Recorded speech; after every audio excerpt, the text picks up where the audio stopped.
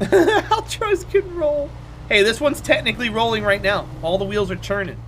Chugga, chugga, chugga, chugga, chugga, chugga, chugga, chugga. Woo, woo. Steel moths? They like to eat all kinds of stuff. Do you have only these two trucks? No, I've got an International and I've got the GMC. But the GMC doesn't have all-wheel drive, and the International right now is worse than the Chevrolet. Because the Chevrolet's got the more powerful engine in it. These are my best trucks, these two that I have.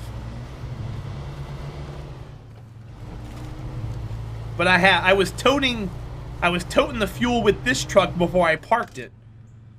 Oh, which I just passed. I'll go through the gut.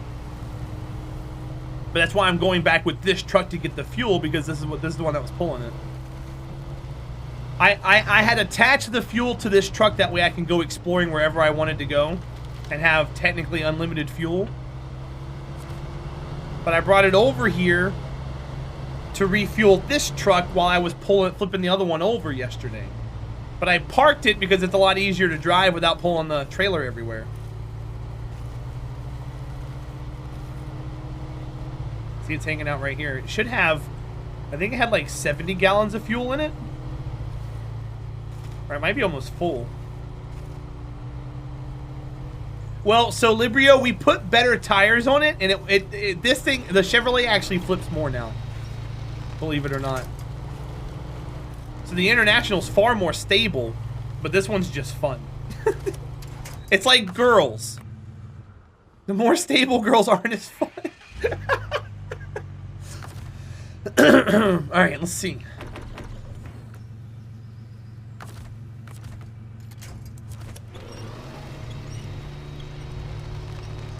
Yeah, like that old video of I am. This is the wife zone. Super Cat. Oh, Super Cat. I don't mean anything bad by it. It's a joke. I apologize. Alright, let's go get the truck. Where are we going? We are going that way. Okay, so we gotta take this path and then take a left. Okay, let's go. The reason why I dropped the trailer off is because I was worried about this truck pulling the trailer up this hill. There's not a lot of trees. But we should be okay. As long as we're in low locked. Well, I say that, now we're slipping. We should be okay. If not, I'll just winch the damn thing up.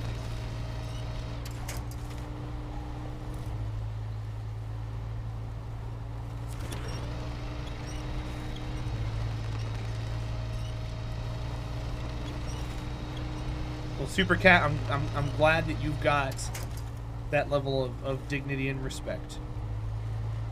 But the same applies to guys too. That's why you see those girls that date those horrible, horrible men and get abused all the time, but they go back to them because it's more fun than being with a boring guy. Ew, you're boring. Yep. I've been told that before. They're like, you're boring. We all do stupid stuff. Yep. I'm guilty of it. I do stupid stuff every day. Hi, welcome. Be sure to follow the channel, where you can see stupidity on a daily basis.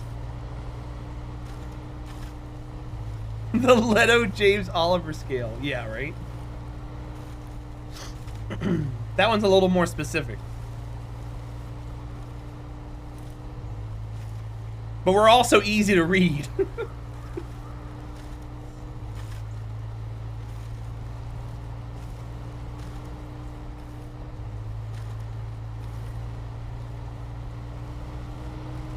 I have not bought. I drank a lot before the stream, though. Okay, so I made it up that hill pretty quickly. That was nice. Let's see, where are we headed? We're still going this way. I thought this fork was where I had to turn left. But that is not the fact. Actually, can I go that way? No.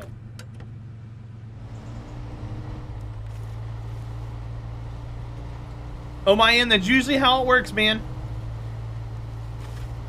Usually how it works. They say luck is earned. You put in the hard work, and then one day you get that luck and it pays for it all in tenfold. So that was all your luck. It was your wife. Yeah, are you sure?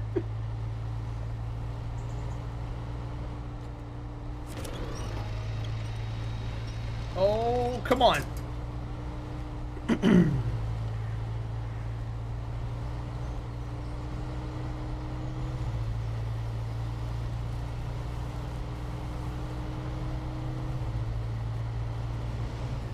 This is not the intersection.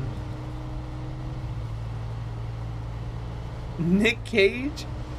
Before or after National Treasure?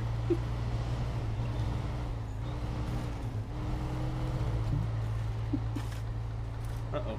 Come on. Don't get stuck there. Be a good truck.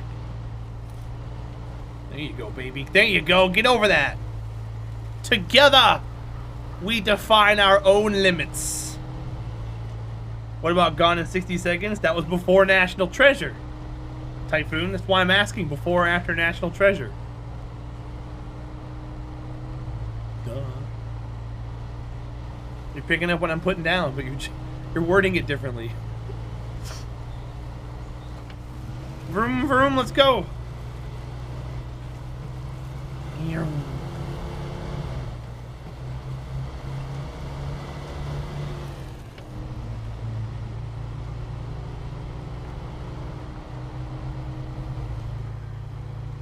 Now we gotta slow back down. Vroom, vroom. I had that in my tweet today, Supercat.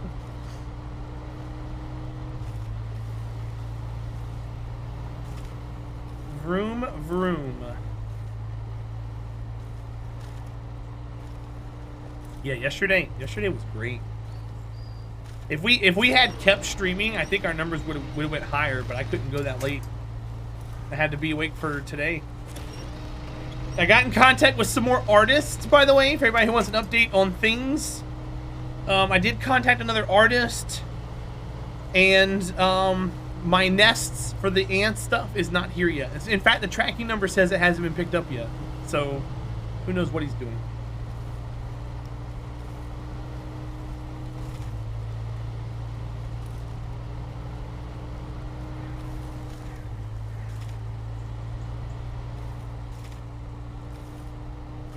And then I was, the store I use, so the merchandise store I use, it's kind of like a build your own store. And what you do is you obtain apps for certain companies, and downloading those apps, you could design your merchandise there, and you kind of hire them to make the merch for you. And a lot of what I deal with is drop ship. So when you place the order, it's made to order. So those are a lot more limited because a lot of them work out like their garage or something. And I'm trying to find an app, the best app possible for each article of clothing. That way I can give you guys the best in overall diversity. Hi AJ, welcome in, bud. It's good to see you. How are you doing today?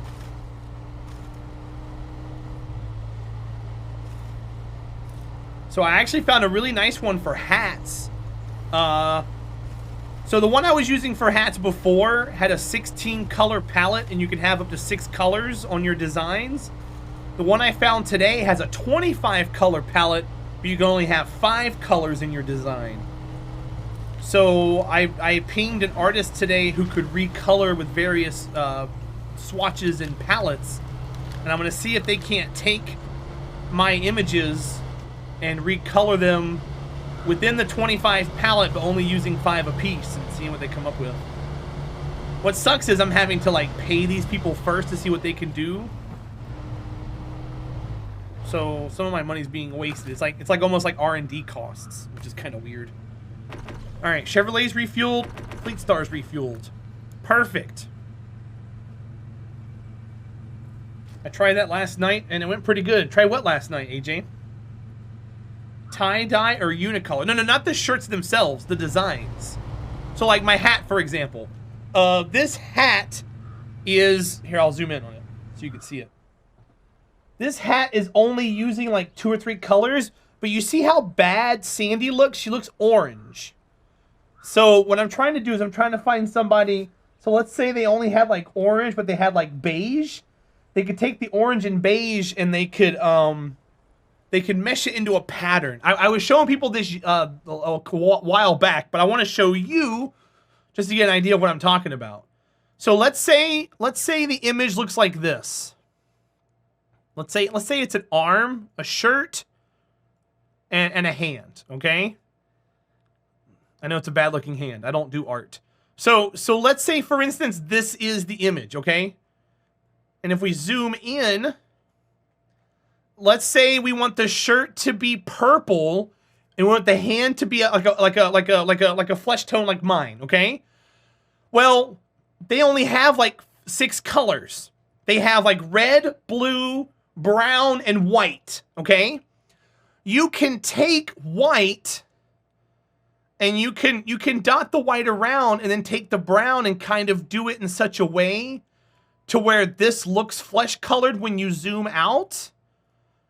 And then you can also do the same thing with red and blue to make purple. It's like I can take red and do red every other dot. And then I can go back with blue and do blue right next to it. And when you zoom out, that looks purple. See how it looks kind of purple from there? So you can take it and you can make it work, but it takes time. And when you've got like 45 to 50 emotes, I don't have the time to do all that. So I'm trying to find somebody who can take it and make it work. You get to set the Chevy pickup almost fully upgraded. I need a lift kit for it. AJ, congrats, dude. Congrats. So for the weaves of different thread, yes. But instead of making it all orange, they can make it look as close to the real color as possible. It just takes someone who's better at it than I am.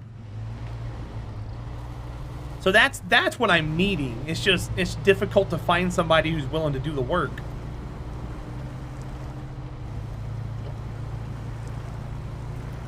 That's the hardest part. It's kind of sad. Because it's like if you're good at something and someone's willing to pay you money to do it, you shouldn't be lazy about it. I've had so many artists just be so lazy because they're trying to make the quick buck, not the quality buck. And what they don't know is, I gotta sneeze. Excuse me. So like for instance, the Twitch emo artist that I use, I've paid him over $1,100 because I keep going back to him. And what these artists don't understand is what they should be doing is working for return work and not just to make a quick dollar. Because I'm trying to find an artist I can use more than once, but I'm not telling them that. I'm hoping they have that mindset going into their work because then you know they're dedicated. I don't want to say, my first message be like, hey, I'm looking for a long-term dedicated artist. I want to be like, hey, here's some work, can you do it? And see what their attitude is about it. And if their attitude is like nonchalant and lazy, then I'm gonna go to the next one. Because if you go to Fiverr, there's a million different artists doing the same thing you're doing. It's all about first impressions. Oh, I am, exactly, because you want to get paid for it, and I don't mind paying people for their work, but there's a difference between doing things lazy and doing things, you know, wholeheartedly.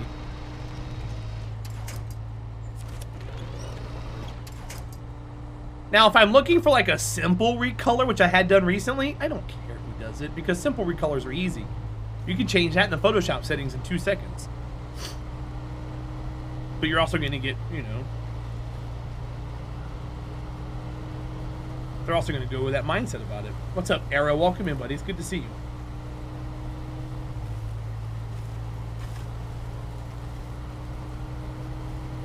Yeah, Librio. And that's cool because then you've technically got guaranteed work with somebody. And that's what creates longevity. It's the same thing when it comes to streaming. If someone comes by your stream and sees that you don't put any effort into it, they're not going to stick around because you're only going to be here like a fart in the wind. But if you're in here branding yourself and pushing and talking about long-term solutions and, you know, being here, then, you know, people see that you're serious about it. And they're more inclined to say something in chat or hang out. Well, yeah, Librio, exactly. That's why I didn't say the two were the same.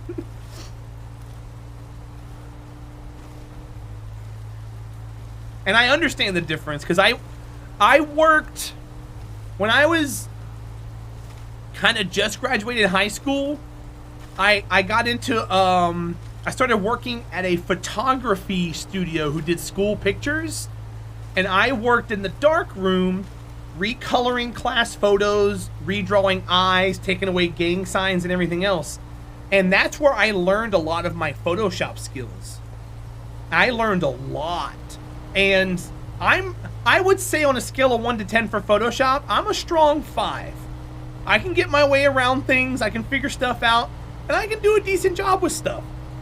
I know how to use like the healing brush really well, the clone tool really well. I can stack layers, I can shade things, I can add contour. I'm pretty good with it. But I'm not like an artist who can jump with a straight blank canvas and make a beautiful piece of work. There's no way I can do that. So I know about hue and levels and changing things and when to chroma key, when to chroma an image out to black and white, or how to change it toward just one color and stuff. That's easy to do. But like you said, shading and selling and texturing and patterns and everything else, that's a whole lot more difficult. Now there are preset patterns that you can make and create and store and everything that can kind of make your job a little bit easier, but that also relies on you being good at making that kind of stuff too.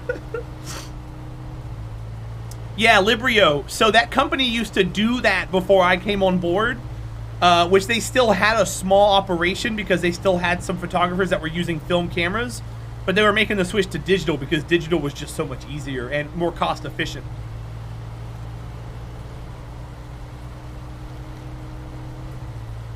It's so much faster to do things digitally.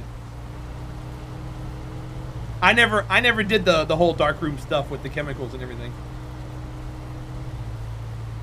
My sister did.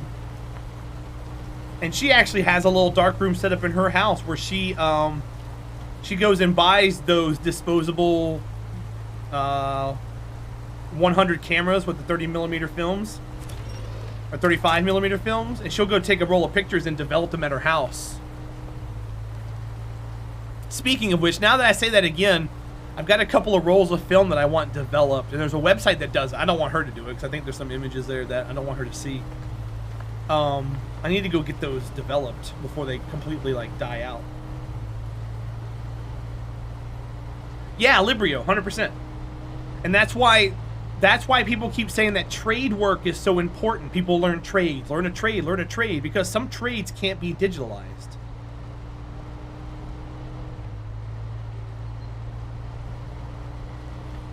What element? You never took pictures with a film camera that you don't want your siblings to see? Don't look at me with that.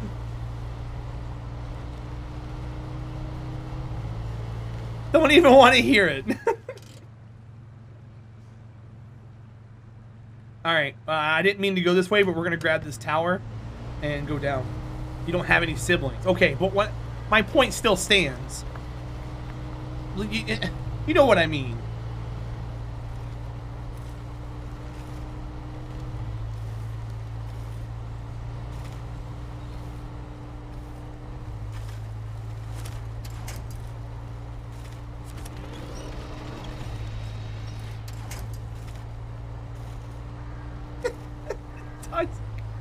You stand by your thing? That's fine. Toxic, he'll argue you into the ground. Just let him go. It's not worth it after a certain point.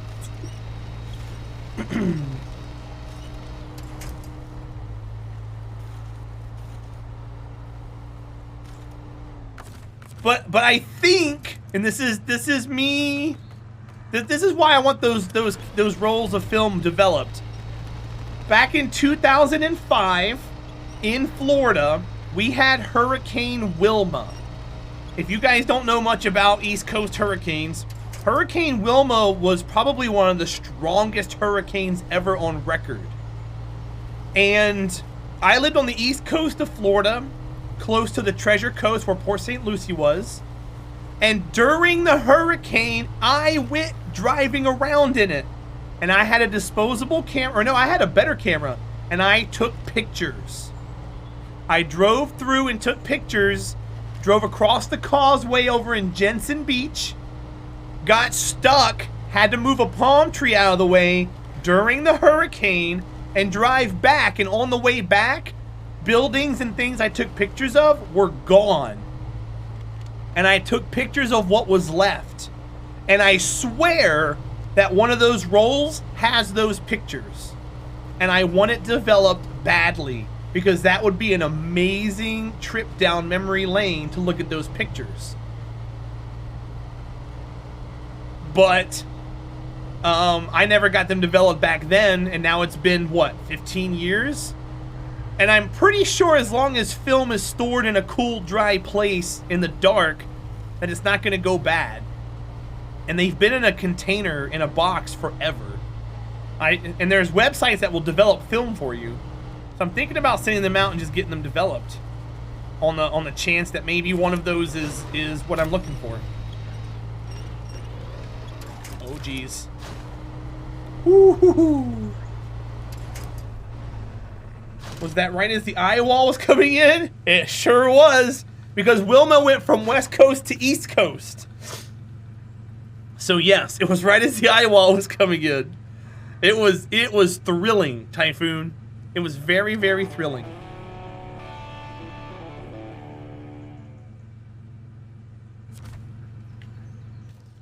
I almost flipped over. There's an upgrade. Did I drive by an upgrade? I drove by an upgrade and didn't even grab it. All right, we'll have to go back there sometime. Let's go out to the farm. So we're gonna turn around and go left, and then out to the farm. Oh, I gotta go that way, so I gotta turn around, yeah. Okay, let's go. Wilma was what made me want to become a meteorologist. So you know what's funny about Wilma? I had a cousin who was getting married, and they were honeymooning in the Yucatan, Typhoon, when Wilma formed.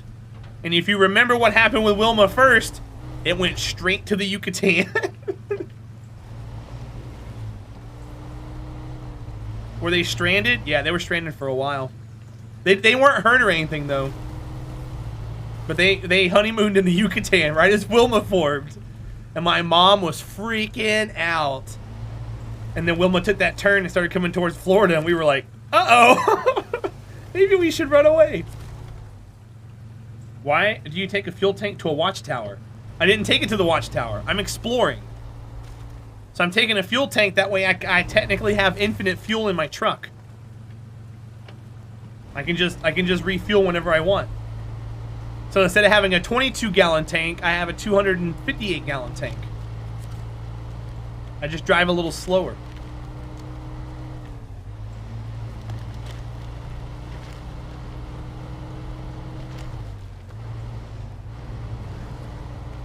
Jinkies, yeah, right?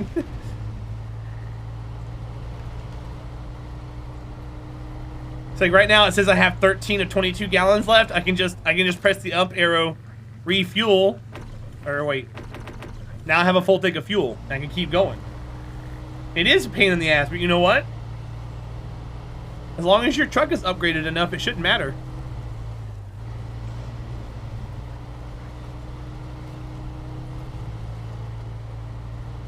I know it's stupid, but I've always wanted to ride out a direct hit of an eye wall.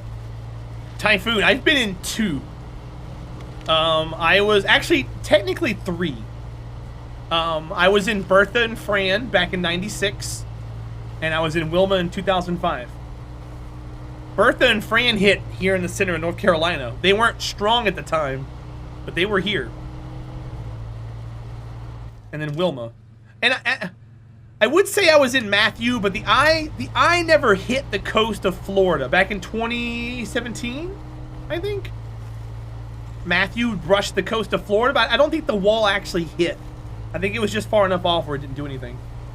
What's up, Dave? Trucking's going well today. We haven't flipped anything. We've actually flipped stuff back. We're positive for today. We did spend 10 grand yesterday recovering a vehicle, which I really feel bad about, but it was kind of a heat in the moment kind of thing. We had a truck completely stuck in trees and I couldn't get it out. But then the second time it was just out of frustration. This game is frustrating.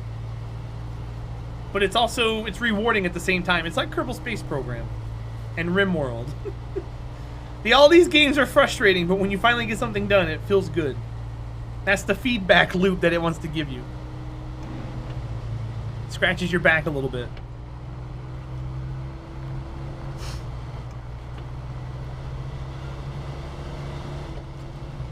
Dude, Fran, of all the hurricanes I've been in to the walls like that, Typhoon, Fran was the scariest. Probably because I was in the woods during a hurricane. That's scary. Being in the woods versus being on the coast. At least you can see where you're going on the coast. You can't see anything in the woods. And there's trees everywhere. Potential projectile. That number increases while you're there, while you're in the woods.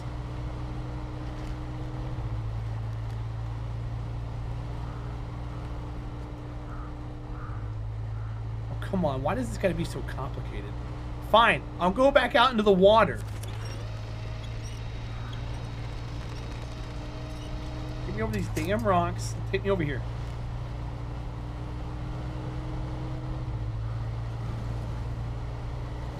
You obviously want me to go this way. Let's just go this way.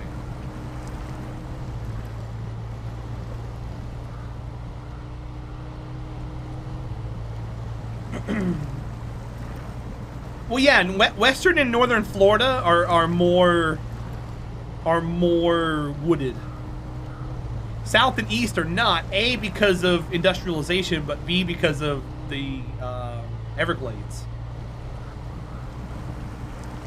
Everything's palm trees. Palm trees, you can push a palm tree over, which is why most of the palm trees you see in Florida have 2x4s in the ground holding them up.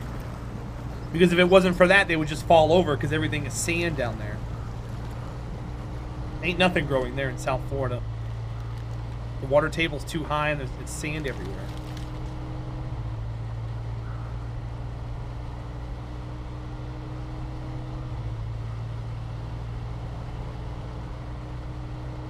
It's actually kind of boring to go traveling down in South Florida. Unless you're there for like the beach and the hot women.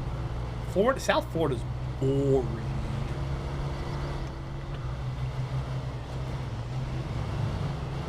What's up, Canadian? Welcome in, buddy. Does it feel balanced? It feels unfair. But I mean, yes, it's balanced, but if you make one mistake, boy howdy do you get set back.